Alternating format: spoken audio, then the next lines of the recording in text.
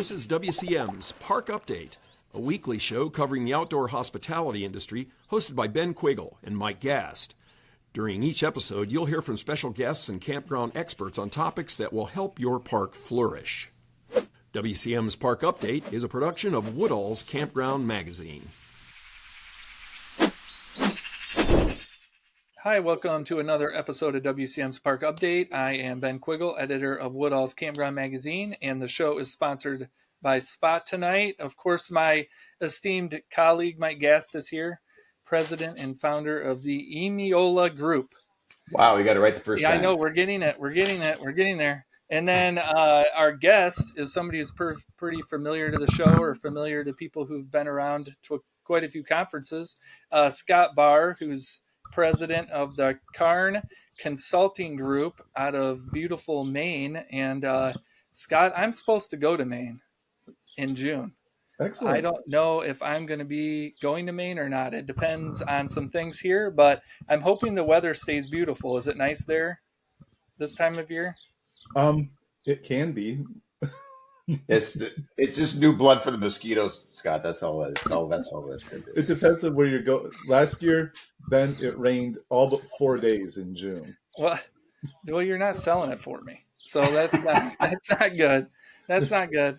So you're saying I should bring my rain jacket just in case. Yeah. So, I think we wanted to go see lobsters and ocean. So I think we could still do those in the rain. But that's not the reason we brought you on. The reason we brought you on was to talk about Campgrounds of America Incorporated's newest camping and outdoor hospitality report, which was just released a few weeks ago. And obviously your group is the one who helps put it together. I mean, it's a pretty monumentous task every year, I guess, to get this research, right? Absolutely. We start pretty early. We typically start in late summer, early fall on the questionnaire, thinking about topics we want to address each year. And then we launch the actual project the first of the year. And it takes us a couple months at least to get through the whole process. There's a lot involved in it, and a lot of people involved in the whole process as well, but that's kind of why we're proud of the end product, is because we feel like it goes through a lot of sets of eyes. I can vouch for that. I was one of the authors of this with Scott for the first 7 years, just full disclosure. So from 1914 until about 1920, I was involved in the final edits of it. So Scott would come in every year with about 40 boxes of information, and it was a lot. And so we had to wade through a lot just to come up with this top line. But it was always, it was kind of the first thing in the industry, if I remember right, Scott. It was about the first report that really broke out and looked at the industry as a whole. And I think KOA's done a nice job over the years of sharing that openly with the rest of the industry. Absolutely. Yeah. And that's always been the purpose, is to cast a wide net and provide the information to everyone. So it's just been a great process overall to do that, and just to hear from people throughout the industry and the receptivity to the information. Yeah, and this is the 10th annual survey, so 10 years of data. That's incredible. And I think it's important to note, you wouldn't be surprised how many people I run into at conferences and they just kind of ignore this report because they assume it just comes from KOA parks, which even with over 500 parks, I would think that still has value. But you guys do research with non-KOA parks too, correct? Absolutely. It's everyone who we would consider a camper based on the definition. And Mike was there from at the very beginning when we decided we needed to define camping, and we use that in everything we do. So again, we cast a very wide net. So it's the backcountry backpacker is in here. So it's everyone that that's considered a camper based on this. One of the most fascinating pages in the whole report comes right away on page 3, Scott, where you talk about what's happened in the last decade, and some of those numbers, with a 68% increase in the number of active camping households. I mean, that's just what other industry could say that? That certainly not the auto industry and probably not even the RV industry, but in camping, everybody considers themselves a camper now. They do, and that's been gratifying to see. We were seeing that growth even before COVID. We were seeing consistent growth year over year, and COVID obviously boosted things quite a bit. But we'd still be in a fairly major growth cycle, even if not for COVID.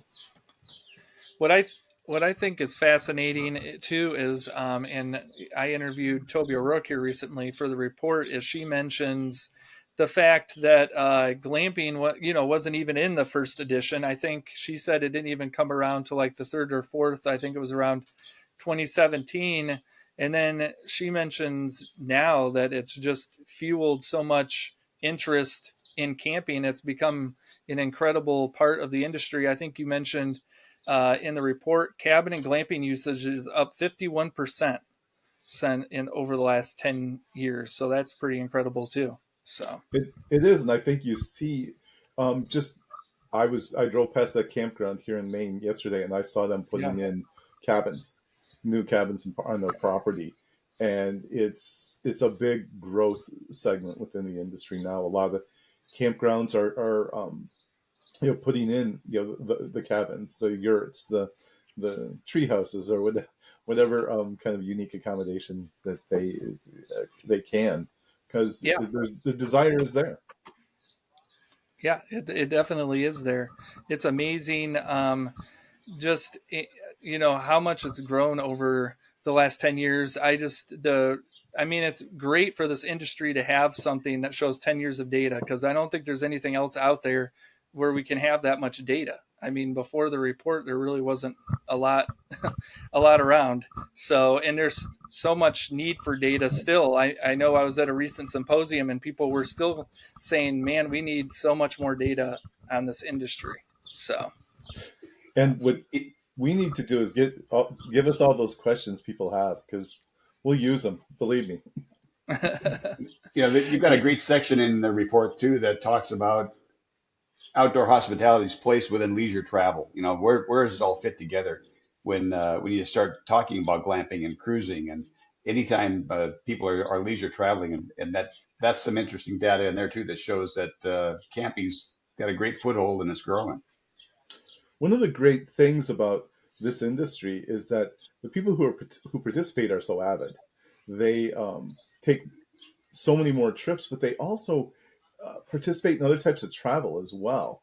And we've been tracking that monthly for 3 years as well, with the monthly research that we've done with KOA. And we see over and over that the camper is so much more avid in all forms of travel than the typical leisure traveler who does not participate in outdoor hospitality. So anyway, that's why I think it's such a strong segment and will continue to be so. Were you surprised to see the baby boomer numbers go up over the last year or so, like they did in this report? I was, but it makes sense if you think about it. It's the baby boomers are a generation who were fairly avid in their younger days. They were the generation that popularized backpacking, for example. Back in the late 60s, early 70s, there was the big backpacking craze. That was driven by the baby boomers. And then they kind of got away from it. And they stayed away, and they definitely stayed away a little bit more during COVID, which was kind of interesting. But now they're back in a number that you would almost expect a little bit more of based on the population. Plus they're entering retirement years, a little bit more leisure time. So you have, like, I don't know what the figure is, like 10,000 baby boomers are retiring every day. So it's a pretty big group that's entering their retirement years. I resemble that remark. And I think, when I was talking to Toby too, I think she mentioned that COVID maybe they hung on a little bit longer. They didn't want to travel very much due to the COVID issues, and maybe now they feel more comfortable, I guess, coming back out. Yeah, I think so. I think that's a big part of it. Plus, getting out camping is a less expensive way to travel. You have more free time. It is, you can save some money by camping. I think another big thing that COVID did is really get the outdoors in front and center in front of a more diverse population. And I think the report over the last couple of years has reflected that to some degree, with people from diverse backgrounds just coming into the market, I guess. Absolutely, and that's driven by the younger group of travelers. They are more diverse and more peer oriented, and they Yeah. um, when if you dig into the data, you'll see that Black and Hispanic campers are far and away the youngest group of campers. Um, it's quite significant. So Yeah, it is, and I know O'Rourke, Toby O'Rourke was doing a victory lap about the retaining campers segment of this report, because she told me she was really excited about the fact that it seemed like maybe the industry was. We had shed some people who maybe weren't going to stick with the industry, but that the number of people at risk of leaving the industry had fallen, and she was pretty excited about that. I guess were you surprised by those numbers? I guess. I was surprised by the magnitude of the change. Yeah. I kind of expected that we would bring retain a few more people this year than the year previous, but I didn't expect it to jump that quickly. A real interesting group that I personally just have looked at their information a lot more is the group who started camping in 2020. They're for those new campers in 2020. It's a fascinating group. They were the ones as you recall, they flooded out to the outdoors in 2020 once it was opened up for travel. The first things closed down, then things opened up, and these folks came in droves in 2020. Well, it's a group that still struggles with the basics of camping, and like making a fire or cooking in the outdoors, those types of things. They still struggle with the basic tasks, but they came back this year, and they were the ones that I was following that were really pushing that whole attrition rate. But it looks like they took a year off, and now I think they're ready to come back. I think that's backed up also in what the RV market is seeing, is that obviously they had a couple of rough years on the sales side, but I think everybody expected by now to start seeing the used market explode, because all these people that bought during those first months of COVID were going to be dumping those rigs out there, and I don't think that's happened in the numbers that some people expected. Yeah. What I think is interesting is just the younger generation. It seemed like maybe they had slowed down a little bit, and maybe they're trying different travel experiences. But the 48, there's a lot of households without children, I guess, which is kind of surprising. I guess when I always think of camping, I think, people are bringing kids along, but there's been a significant growth in the number of people who are leaving the kids behind, or they don't have kids, I guess. It's that part of that is the boomer effect. Yeah. The empty nesters as well.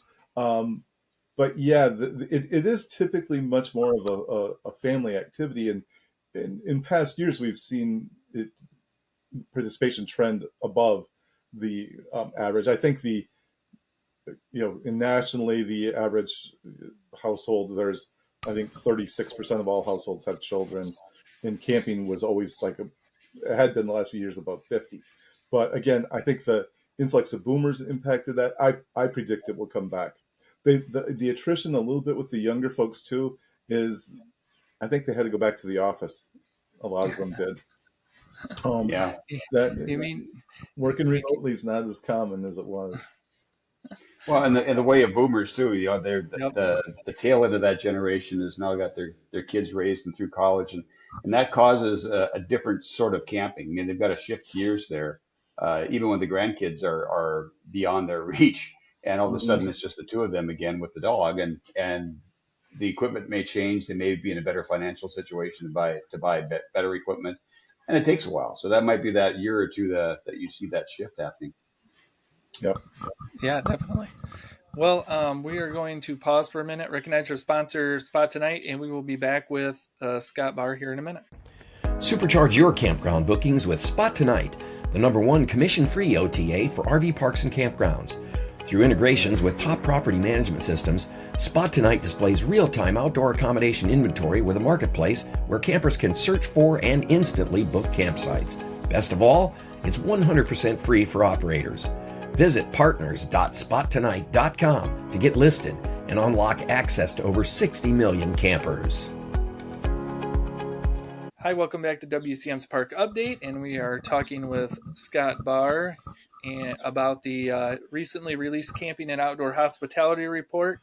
And Scott, when I was going through, well, first off, I just want to mention KOA is doing something new this year where they're going to be releasing different data points throughout the year. So the one they released a little bit ago was the overview. They're going to be releasing 9 more reports that break it down into different segments. I know one is on Canada, another one on accessibility, and people can go to like koapressroom.com and stuff to learn more about those. But I recently was able to hear Toby O'Rourke speak at an RV industry event, and she kind of mentioned some things that she was pulling from the data as far as looking to the future, I guess. And one of the more interesting things that people she pointed out was just the convenience factor. And I guess that kind of goes back to glamping. Are people like looking for easier ways to stay, I guess? Is that basically what you're seeing from the data? Absolutely. The convenience camper has kind of replaced the comfort camper. Yeah. The they are really wanting to, as one of the themes that we've talked about a lot this year, especially, is the desire to kind of slow down a little bit. We've seen some other studies nationally in leisure travel that slow travel is a trend, and people are very much interested in keeping things more convenient. It helps feed glamping quite a bit, I believe. The fact that you don't have to worry about a lot of gear, you can just kind of show up with a bag and enjoy an outdoor experience. The road trippers are the same way. It's the having to set up, and tear down every day. As people want to get away from that. Things have been hectic. They want to slow it down a little bit and look for convenience. I don't think that that's a permanent trend, but it's a factor that will exist for a while, I think. What was interesting was that she mentioned at the RV industry event that even avid RVers are interested in things like RV delivery. So they may even own an RV, but sometimes they just don't want to take the RV out. They just may want something at their delivered, or maybe use a cabin, I guess. Absolutely. So that idea of just being able to show up and Yeah. your campsite is set up, you're on the site you want, and then RV, either your RV or an RV that you've chosen, and not having to worry about all that stuff, the hookups, all that. It's there's a lot of appeal to that type of experience. You've got a graph in here too, Scott, that talks about travel goals for 2024, and that top goal being slowing down, simply enjoying the experience and being in the moment. Is that something new this year, or is it just jumped out on top? It jumped out this year to us. It's in recent years we've seen a lot of people. I think especially during the pandemic, and in recently as a year ago, even people were using camping for a lot of activities. Adventure travel was something that you saw a lot of. That you saw people who wanted to do, they'd go out camping so they could go rock climbing, or mountain biking, which are still very popular activities. But there's also this desire that to just take it easy and kind of be in the moment and just kind of enjoy where you're at. And those are the destinations that we'll see a lot of guests this year. She talked, Toby talked a little bit about off-grid and non-traditional camping. I guess I thought off-grid was non-traditional. When did off-grid not become non-traditional? Is it traditional now? Is it so popular I that think I think when you consider the typical RVer, yeah, an RVing experience, I think that traditionally they go to campgrounds where there's a lot of hookups. yeah, They can hook their RV up, and I think what she's getting at there is that this this growing segment of people who want to have, they want to go boondocking, they want to go to dispersed areas, they want to overland. So those types of experiences have an appeal, and I can tell you in the work that I've done in the last probably 6 to 8 months with RVers is that there's an appeal of that hmm type of experience, but most people still want to go to places where they can have their hookups, at least at some point. But it is part of our reality that people do like to go out. The BLM land out west, especially, is has a big draw for yeah. RVers, especially. So Scott, I think the what major, yeah. go ahead, Ben. Nope, you can go ahead. No, I was just Go going to ahead. say that the major audience for this show is campground owners and managers. What should they zero in on in this report, Scott? What is if you're only going to read a section of it, where should you go?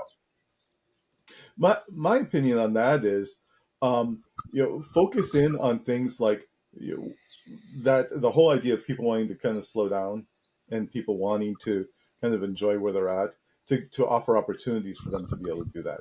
The campground itself there's gonna be activities, there's gonna be kids playing and that kind of stuff, and that's fine. People are okay with that. That for some people, actually, that's being in the moment.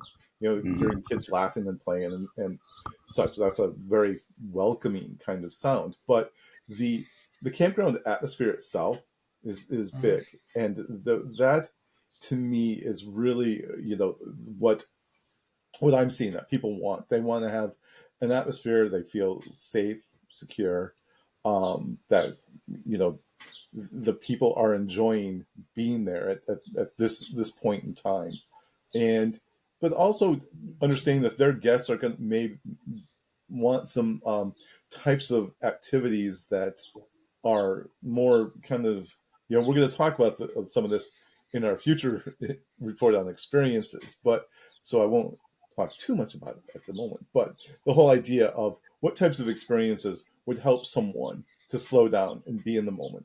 And the other part, Mike, you mentioned travel goals. We asked that one question, and they could only pick one. What's the single most important part of your travel this year? And half the people said spending time with family. Mhm. That to me is something that everyone just just to understand that that's why people are there. That when you scrape the rest of it away, that's what it's all about. They want to connect with others. They want to connect with the outdoors, and that if you focus on that type of experience, it'll go a long way. Yeah. I think one of the other things that's interesting, and I know you guys have, well, when I hear Toby speak quite often throughout the years, she talks about this concept of safety. And I think in the report you guys mentioned, that's one of the reasons why people maybe don't camp as much, or they're kind of concerned about their safety, different things. And I mean, in the non-traditional camping section, you mentioned that 17% identify as car campers, and they're literally like camping in their cars because they feel safer than maybe if they had brought a tent or were just sleeping outside. I guess is that something park owners should look at too? Is that safety aspect? What does that mean at a campground? Maybe. I guess. Absolutely. This is, Yeah. I think Toby also may have told you that I follow some of these folks on online and some social media groups just to see, because it's a big part of the conversation right now. Last year I was at the outdoor retailer conference, and someone approached me. They have an organization on car campers. This one of the groups I'm a part of has 100,000 people in it. Yeah. That are car campers. So safety and security is a big driver for why people do this. There's other reasons too, people affordability and so on, but safety, security, especially for that solo traveler. There's a lot of solo travelers out there who are staying in their vehicles, and as a campground owner, to understand that if someone arrives in their car and that's how they want to camp, they feel safer in there. And I do know one of the rubs for campground managers is the person who actually sleeps in their car and doesn't set up a tent or any other type of accommodation. I know every campground has their rules. Um, I'm not going to advocate for either way because I'm not managing the campground, but they should probably expect that there's going to be a decent number of people who want to do that. And I don't know how you accommodate them. Um, if some people say they set up a tent on their site, by the way, and then sleep in their car. Mm-hmm. They'll put some gear or something in the tent, but still sleep in their car. It's a factor that we've talked about, Mike, for how long? Since how many years? Yeah. It's KOA always got a lot of guests based on that. People feel there are a lot of people who go to private campgrounds because they feel safer there. And so, some people think that all these other people around them would feel less safe. No. It's the opposite. They go there because I think some of the rules probably came about against car camping when it was when cars were more sedans. They just weren't made that way, or they were people that were just sleeping in the back of a truck topper, that were sliding a mattress in and calling it good. And it was more about the associations that other campers wanted to have. And at the time, that sleeping in the back seat of your sedan was not looked upon kindly by the other campers out on the campground. Mm-hmm. And now you've got so many big SUVs that have plenty of room to accommodate that sort of travel, and actually cater to it with extra aftermarket parts and mattresses and custom made stuff that make it quite comfortable. So it probably is time to start looking at those rules a little bit more carefully because some of the vehicles have just changed. Yep. I thought another interesting part that Toby spoke about too was the rise in no car camping, which is, when she broke it down, it was kind of like, well, okay, I can completely understand that. People are using like buses or public transportation or other ways to get to these campgrounds, especially in like urban areas. Mm-hmm. So I would imagine glamping and stuff has kind of helped that out to some degree, where you just show up and you don't need to bring anything, I guess. Absolutely. And there are a lot of people, especially young people, who live in the cities that don't have cars. They have no desire to have a vehicle. Yep. We were in New York a couple of years ago for a meeting with some of the KOA team, and some of the people from New York City, we're invited to visit a KOA campground, and they're like, well, we don't know how to get there. It's like, because we don't have cars. So how do we get to they wanted to come to Maine, in fact. But it's for them, it would have been logistically, it would have been kind of tough, but that's the only way they could have got there was through some other form of transportation.